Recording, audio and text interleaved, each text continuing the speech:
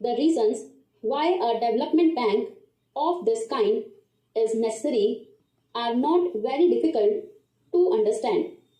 The size of the allocation for industrialization in the first two 5-year plans was not, on the whole, so great as to strain the resources of the existing financial institutions, including banks.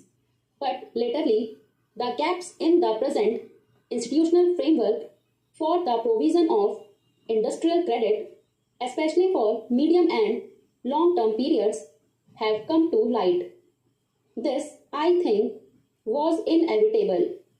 With a projected outlay of rupees 3100 crores for industrialization in the 11th 5-year plan, and with rising costs, it would have been surprising if the needs of industry could have been promptly or fully satisfied within our existing resources.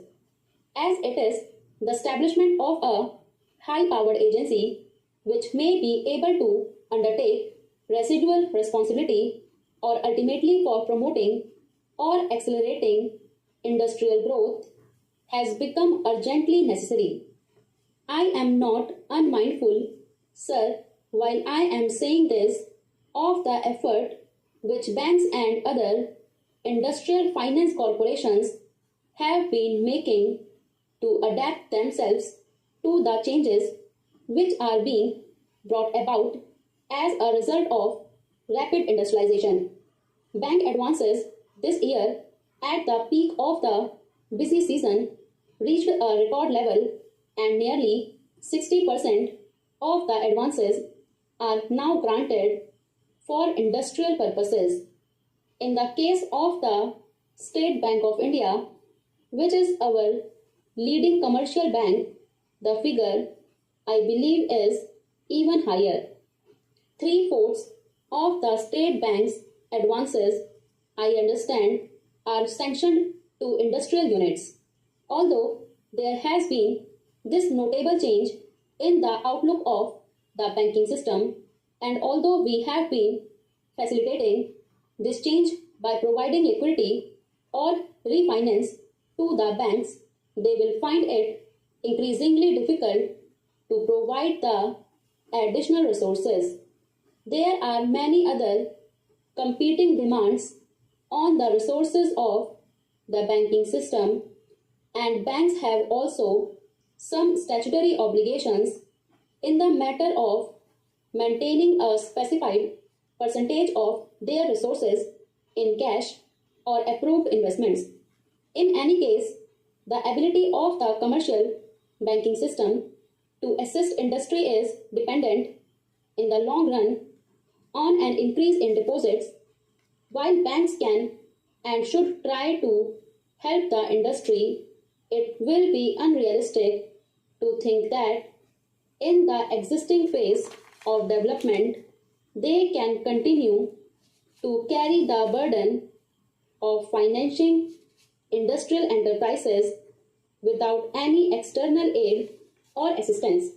We have a number of specialized agencies like the Industrial Finance Corporation and the State Finance Corporation, but they operate within certain limitations.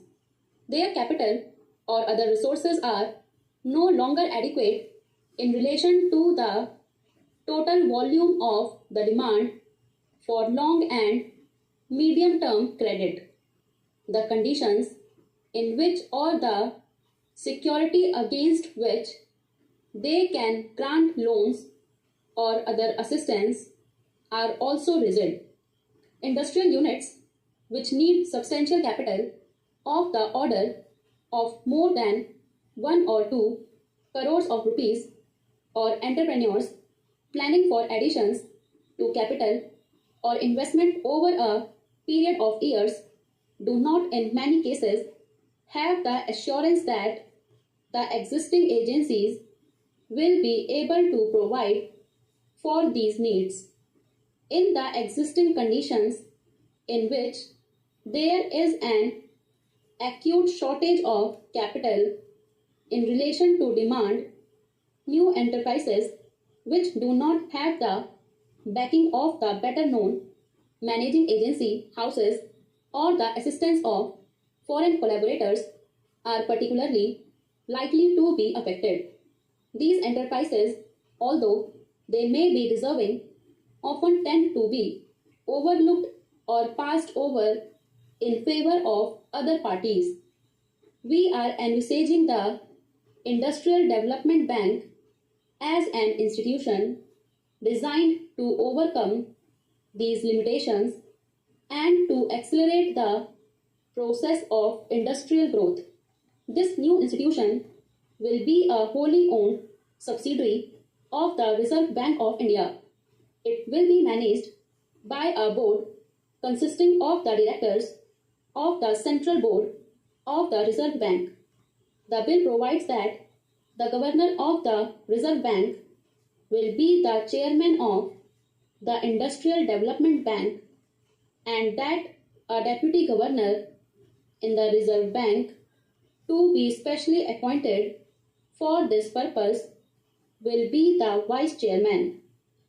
In view of its close association with the central bank of the country, the Industrial Development Bank will be able to draw on the knowledge and experience of that bank and to obtain in its day-to-day operation such guidance and assistance as may be necessary. The Industrial Development Bank, as I have indicated already, will have the residual responsibility of ensuring that no deserving industrial enterprise which gets an allocation or is accorded a priority in our 5-year plans will be allowed to suffer for want of financial resources or assistance. For discharging this very onerous responsibility in an adequate manner, the Industrial Development Bank will have substantial funds of its own in the form of capital subscribed by the Reserve Bank of India. We are expecting the new institution to issue capital to the extent of rupees 100 crores. Like all other institutions, the Industrial Development Bank will be able to borrow money from the Reserve Bank.